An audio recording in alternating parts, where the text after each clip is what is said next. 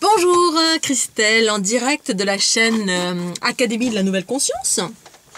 Alors, je vais vous parler aujourd'hui de l'unité, qu'est-ce que c'est parce que j'utilise beaucoup de termes qui vous semblent peut-être obscurs, que j'ai pourtant expliqué de mille et une façons dans plein d'écrits, mais voilà, peut-être que tout le monde n'a pas lu les écrits, les articles, etc.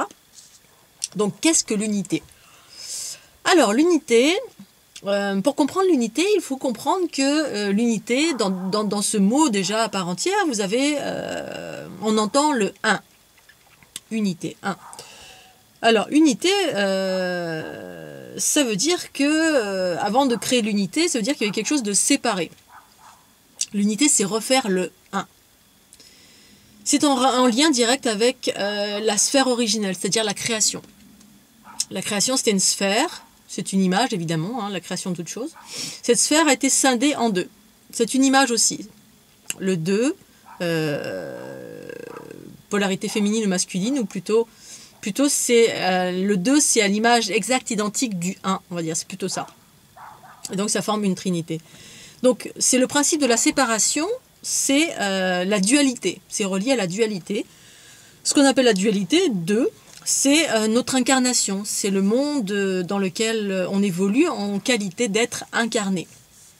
Incarné, ça veut dire que ici maintenant, vous avez Christelle ici qui vous parle, qui a un corps, des cheveux marrons, voilà, qui est fait vraisemblablement de matière, ce qui est une vision issue de nos 5 sens. J'ai un corps physique qui me distingue, avec une personnalité qui me distingue du voisin qui est en face, de la voisine à côté, qui s'appelle Eva ou Christine. Voilà, je suis incarnée et l'incarnation me permet de manifester, enfin c'est la manifestation et ça me permet de faire des expériences. Voilà, ce que ça permet, la séparation. La séparation, c'est lorsqu'on évoque, alors peut-être symboliquement, je ne sais pas, la séparation du tout. Parce qu'on explique, on dit que la sphère originelle, c'est ce qui contient les deux polarités, c'est la totalité de tout ce qui est, et qu'à l'origine, nous sommes ça. D'accord ? Et donc, une fois qu'on est dans le tout, on n'est qu'une grande pensée, ça n'est pas manifesté, c'est une grande pensée, et que pour manifester, il faut devenir de la matière. Donc, le tout se sépare, et se sépare, et se sépare, et se sépare de milliards de façons, un peu comme la mitose dans la division cellulaire ou multiplication cellulaire. C'est exactement le même principe, voilà, c'est exactement le même principe que l'on peut voir très bien au niveau de cette division cellulaire. Séparation, séparation, séparation, ça crée plein de petites sphères différentes, cellules différentes, et ça crée littéralement la vie. Et nous sommes des êtres en vie, ce qu'on peut dire en vie, doués d'un esprit et d'un corps. Alors, l'unité, c'est parce que nous avons été séparés et qu'en fait, nous sommes dans un cycle évolutif à l'image d'une école où le principe de la vie même, c'est l'apprentissage, c'est l'évolution. L'individu, quel qu'il soit, même les royaumes, quels qu'ils soient, sont voués tous à évoluer. C'est le principe qui nous guide en avant, qui nous fait aller en avant, les êtres humains. L'involution, je ne sais pas vraiment si ça existe, on peut faire des répétitions, effectivement, on peut faire exploser 10 fois la planète, et puis la vie trouve son chemin, et hop, il y a à nouveau une renaissance de quelque chose qui va recréer de la vie, parce que le but, c'est d'aller toujours en avant. Et en fait, nous avons traversé un cycle évolutif qui correspondait à de la séparation, mais une séparation particulière. Une séparation que j'appelle inversée. On a évolué dans un monde inversé par rapport aux lois originelles. C'est toujours en rapport avec quelque chose qui n'est pas inversé, ça veut dire qu'il y a un idéal, on va dire, originel, qui est divin et parfait, dans le sens où on peut prétendre vivre une vie harmonieuse, fluide, abondante, joyeuse, autonome, libre. On a cette espèce de modèle là qui est dans nos cellules et qui porte tous les êtres humains, tous les êtres quels qu'ils soient, vers cette liberté, cette authenticité, cette joie de vivre, cette envie d'être bien dans son corps et de faire des choses qui nous plaisent et voilà, de ne plus être des êtres enfermés, des êtres esclaves, des êtres tristes, chaotiques, dans la maladie. Voilà, on a ce schéma-là qui existe en nous parce que nous sommes cela avant toute chose. Et en fait, ce cycle évolutif du début de l'humanité jusqu'à maintenant, on a traversé toute une période d'expérimentation, de manifestation inversée. Inversée parce que c'était comme ça, dans le sens où c'est comme si on était des petits-enfants et que tout simplement, eh bien, on expérimentait la matière la plus basse possible pour aller vers des niveaux de plus en plus raffinés en quelque sorte. Et c'est comme si on expérimentait, ou on a expérimenté des espaces peut-être où on était plus relié à l'animalité, voilà, le cerveau reptilien qui nous faisait évoluer dans des espaces de survie et pour aller vers des espaces de plus en plus raffinés en traversant les différents niveaux de conscience qui vont du chakra racine, donc qui sont reliés à la procréation, hein, la sexualité, raffiner cet espace, ensuite le ventre, l'enfantement, etc., raffiner cet espace, le plexus solaire, c'est tout ce qui est lié aux émotions, on va raffiner aussi ces espaces-là.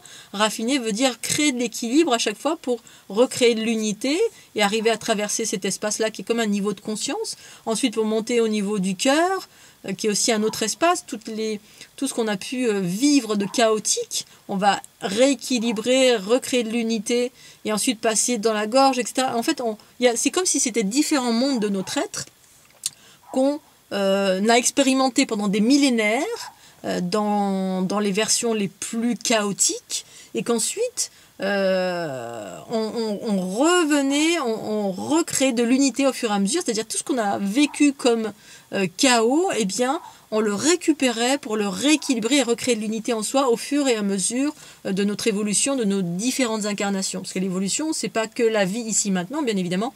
Si vous regardez cette vidéo, c'est que vous avez conscience des autres vies. En une seule vie, je crois qu'on n'a pas le temps de faire grand-chose et c'est pour ça qu'on a besoin de milliards de vies pour évoluer et apprendre une chose pour passer du chaos à l'harmonie. C'est-à-dire qu'à force de se taper la tête contre le mur, boum, boum, boum, boum, au bout d'un moment on se dit « Ah, ça fait mal, je vais peut-être aller là de ce côté, c'est plus sympa ». En fait, l'évolution dans la dimension dans laquelle nous avons évolué servait à ça. L'expérimentation sans la conscience de maman en soi. La pleine conscience, c'est maman. Principe féminin, principe masculin, c'est l'expérimentation. Comme un petit garçon, là, il va à fond, là, il fonce dans le mur, il met les doigts dans la prise, il met un coup d'épée à l'autre. Bon, bref, tout ça fait mal. C'est pas qu'il aimait pas ou quoi, c'est qu'il avait envie d'expérimenter, il y va, et ça crée du chaos. Ce chaos-là, eh bien, à un moment donné, il faut le récupérer, il faut le pacifier. C'est toute la période d'unité que nous sommes en train de vivre depuis certainement pas mal de temps maintenant. Parce que tout le chaos qu'on a généré, on doit le récupérer, le pacifier. Et l'espace en nous qui pacifie, c'est le principe féminin. C'est que on a expérimenté d'aller à l'extérieur de soi, ok, par le principe masculin, et à force d'être allé à l'extérieur de soi, on se rend compte que finalement, on rencontre souvent du chaos, et puis que toutes les quêtes qui vont à l'extérieur de soi, toutes les quêtes extérieures, ne comblent pas l'individu, ne comblent pas à part entièrement l'individu, parce que il reste toujours une petite part d'interrogation ou de vide, et c'est normal parce que la quête du masculin à l'extérieur, qu'est-ce qu'il recherche, véritablement, quelle est la motivation, qu'est-ce qui crée le mouvement du masculin à l'extérieur, c'est que ce fameux petit masculin, il est en quête de retourner, de retrouver de l'unité. Et l'unité, c'est quoi? C'est son principe féminin. C'est que le petit morceau là qui part à l'extérieur, qui va diriger toutes nos actions, nos envies, nos désirs de réalisation, qui soient matériels, quel que soit le désir de réalisation qu'on ait voulu sur cette planète, qui va à l'extérieur de soi, eh bien, ça reste des quêtes extérieures, c'est le principe masculin qui l'actionne. Et une fois qu'on a accompli toutes ces réalisations, au bout d'un moment, on se dit, bon, finalement, je suis pas, il me manque quelque chose quand même, je suis pas totalement heureux ou heureuse, parce que d'avoir, voilà, toutes les réalisations extérieures, ça peut être ramené c'est ramené à des choses extérieures. Les choses extérieures, c'est, par exemple, ma réalisation magnifique, divine et parfaite, c'est peut-être d'avoir une grosse maison, une grosse voiture, d'avoir beaucoup d'argent, de faire plein de voyages grâce à cet argent. Et on a des modèles, c'est tout à fait normal. Et on les expérimente, mais on se rend compte qu'au bout d'un moment, toutes ces choses matérielles qui sont reliées justement au cerveau gauche, au principe masculin, eh ben, ça comble pas notre vide, ça comble pas l'intégralité de ce que nous sommes. C'est normal parce qu'on n'est pas que ça, on n'est pas que la matière, on est aussi l'esprit. Et l'esprit, c'est le principe féminin. Et ce principe féminin, il est en soi. Il est en soi et c'est cette quête de l'ensemble, de l'univers, de qui on est. C'est cette quête spirituelle. Ce qu'on appelle spirituel, c'est savoir qui on est à l'intérieur, au-delà de la matière. Parce que c'est une partie de nous-mêmes et c'est justement la partie essentielle. Et ces deux espaces-là sont voués à se rejoindre en soi. Donc une fois qu'on est allé à l'extérieur pendant des vies et des vies, hop, tout d'un coup, on se retourne à l'intérieur parce qu'on a bien expérimenté, on a tout expérimenté à l'extérieur. Et c'est normal, ça fait partie du jeu. Et tout d'un coup, là, on va en quête de qui on est à l'intérieur. Et à l'intérieur, on trouve le principe féminin. Cerveau droit, intuition. Et voilà, et tout ça, ça recrée de l'unité. Voilà, on recrée de l'unité parce que au fil de toutes ces incarnations, en allant à l'extérieur, on a fait des expériences qui ont généré du chaos. Ce chaos a créé du déséquilibre d'une certaine façon, des peurs, des cristallisations dans notre corps, des maladies, etc. Et ça a laissé des empreintes en soi. Si je prends l'exemple d'une peur, si une peur, je ne l'ai pas conscientisée, une peur, c'est un espace de moi-même que je refoule, que je vais mettre dans mon inconscient, ou alors qui est conscient, mais je vais le laisser de côté. Voilà, je vais éviter, je vais rien en faire. C'est-à-dire, je vais conserver cette peur et je vais éviter, voilà, tout ce qui me fait peur. C'est-à-dire, si j'ai peur de prendre l'avion, eh ben, je vais pas prendre l'avion, c'est simple. Et en fait, recréer l'unité, être dans l'unité, c'est comprendre le pourquoi du comment de cette peur pour la transcender.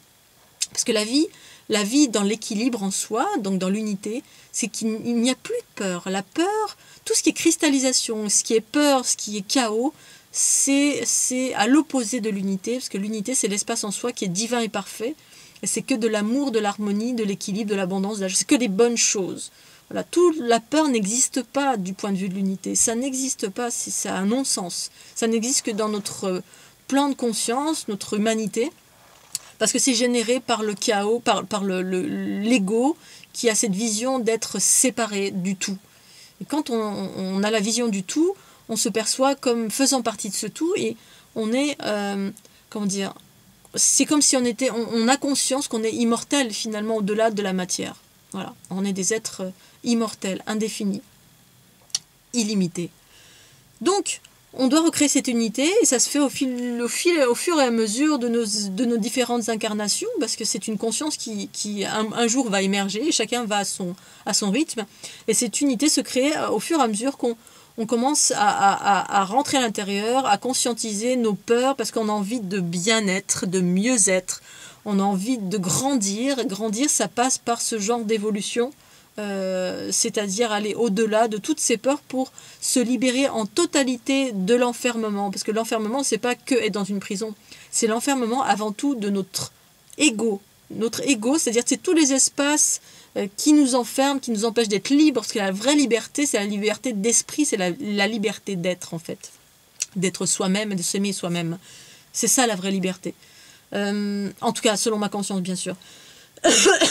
Et donc, on est obligé enfin pas obligé, mais quand on est en quête de connaissance de soi, eh bien on prend une à une ces peurs et on va se pacifier, on va transcender. Et pour cela, il y a des processus précis dans les environnements New Age ou spirituels, quel que soit. Il y a 1001 techniques qui correspondent à du mieux-être, du bien-être, parce qu'en fait, aujourd'hui, je pense que la plus gros des mal-être en Occident, on va dire, parce qu'ailleurs, ils ont bien d'autres soucis, ça va être le stress. Le stress, c'est quoi ? C'est des peurs, c'est des cristallisations, c'est de la rigidité, c'est plein de choses qui nous contractent comme ça, on est stressé, on est angoissé, etc. Et ça, c'est de la peur, c'est de la contraction. La peur, ça fait exactement la même chose. il y a différents niveaux de peur, bien évidemment. Ça passe par l'anxiété, la frustration, ce qu'on appelle le stress aujourd'hui, mais voilà, les peurs à proprement dites quand elles sont identifiées. Un exemple, j'ai peur des araignées. Si j'en vois une, à chaque fois, je vais me jeter dessus, l'écraser, ou alors je vais hurler, et puis je vais avoir une crise de spasmophilie, ou une crise pas de spasmophilie, parce que c'est pas ça, mais une crise de panique, et que je vais rien faire pour changer ça dans ma vie. On fait rien du tout, on crée pas d'unité. L'unité, c'est je vais prendre cette peur, et je vais essayer de comprendre pourquoi j'ai peur. Et la plupart du temps, quand on va au-devant, au-delà de cette peur, qu'on la regarde et qu'on ne la rejette pas, on se rend compte que c'est tout simplement l'individu qui a quelque chose à exprimer. C'est vous, avec vous-même. Il y a une part de vous-même qui a besoin d'être pacifiée. La pacification, c'est l'unité recréée. C'est-à-dire que c'est un espace de vous-même qui est tout seul. Voilà. C'est l'ombre. L'ombre, le principe masculin relié à l'ego. L'ombre et la lumière, c'est ni plus ni moins que ça. L'ombre, c'est toutes nos peurs, le chaos qui est généré, etc. Et c'est des espaces de nous-mêmes. Et la lumière, c'est le principe féminin qui est là. Ok, je suis là, moi je veux bien t'embrasser, je reviens en moi, allez, on va s'unifier à nouveau. Voilà, la peur est embrassée par l'autre espace de nous-mêmes, et l'autre espace de nous-mêmes, c'est notre principe féminin qui embrasse cette peur. Il y a une façon de procéder, bien évidemment, je ne vais pas l'expliquer là, ici, maintenant, tout de suite, mais on observe cette peur, on la regarde, on la reconnaît pour ce qu'elle est, une part de nous-mêmes, c'est notre principe masculin qui a vécu un truc dans une autre vie, ou un traumatisme quand on était petit, l'araignée, là, elle est venue, elle nous a grimpé sur le nez, on a eu peur, et du coup, on l'a oublié au fil du temps. Et à 30 ans ou 20 ans, on a une peur panique et on ne sait pas. Ou parfois, ça peut être dans une autre vie, on est mort dans des atroces souffrances piquées par des araignées, ça a laissé une empreinte. Et voilà. Et tout ce qui est négatif, tout ce qu'on vit de négatif dans nos vies, c'est relié au principe masculin, impulsé par l'ego. C'est ainsi parce que c'est le principe qui expérimente, qui manifeste des choses. Cette peur-là, elle se manifeste ou elle est inconsciente. Quand on va la chercher via un thérapeute, un sophrologue, on s'en fout, on fait ressurgir quelque chose, mais si on en a conscience, autant on travaille dessus, et cette peur-là, pour être pacifiée, elle doit reformer l'unité avec le principe féminin qui est en soi, qui elle a la capacité d'englober, et quand ça s'englobe et que ça fusionne, donc ça recrée l'équilibre, ça fusionne, une fois que ça fusionne, on recrée la sphère originelle. Et quand on recrée ça, bloup, cette peur se transforme. C'est ça le principe de la transformation, la transmutation. Transformer le plomb en or, comme évoquent les alchimistes de quelque tradition que ce soit, je ne sais pas vraiment desquelles, mais cette transformation, c'est transformer toutes ces expériences négatives en quelque chose de positif. Retrouver l'unité, c'est ça. C'est que tout ce qui est en lien avec les peurs, avec le négatif, du point de vue de la source originelle, de l'unité, ça n'existe pas. Donc en ce moment, comme on est en période d'unité, tout est voué à revenir au centre de soi-même pour être englobé, fusionné, équilibré d'abord et fusionné avec le principe féminin pour recréer en fait, cette énergie est recyclée. Voilà, c'est ça. Cette énergie négative est recyclée, elle est restituée à sa vérité. Les vrais mots, c'est ça. Voilà, c'est ça l'unité. C'est des milliards de processus qui se sont passés au fil du temps qu'on a travaillé sur nous-mêmes avec ce mode intériorisation pour connaître comment ça fonctionne au niveau de la psyché, mais au niveau de l'énergie, au niveau des fréquences, au niveau de ce qu'est le micro, le macro. Enfin, on a une vision de plus en plus élargie de ce que sont les choses via nos expériences directes. Et on recrée de l'unité, jusqu'à recréer l'œuf originel. C'est même pas recréer, c'est qu'on le retrouve, parce qu'il a toujours été là, elle a toujours été là. Sauf que cet espace de nous était occulté en totalité par les différentes projections de l'ego que nous devions récupérer et qui voilaient notre vision, en fait, la vision originelle de ce qu'est véritablement la vie. Mais c'est même pas véritablement la vie, c'est la vision originelle du point de vue de l'unité. Voilà, les mots sont peut-être un petit peu plus justes. Voilà. Je vous remercie de votre attention. Je vais m'arrêter là sur ce qui est de l'unité en soi. Gardez à l'esprit juste que c'est un état d'être qui procure du bien-être, pour être simple, de la conscience, de la fluidité, de la joie, voilà, tout est de l'énergie, de toutes les bonnes choses qu'on cherche, de l'abondance qui crée des mandarines. Non, je rigole. Et donc, très simplement, c'est un terme que j'utilise souvent parce que c'est la période dans laquelle nous nous trouvons à l'heure actuellement. C'est retrouver l'unité en soi, c'est le tout, le grand tout individualisé. C'est-à-dire que pleine conscience se déploie dans le corps physique pour retrouver, pour déployer un nouveau paradigme, une nouvelle façon de penser, d'agir, d'un point de vue plus harmonieux. Voilà, c'est en fait en très bref, c'est ça. Voilà, je peux faire simple, je sais. Hein. Merci, à très bientôt sur Académie de la Nouvelle Conscience et je vous remercie de votre écoute. Tchuss!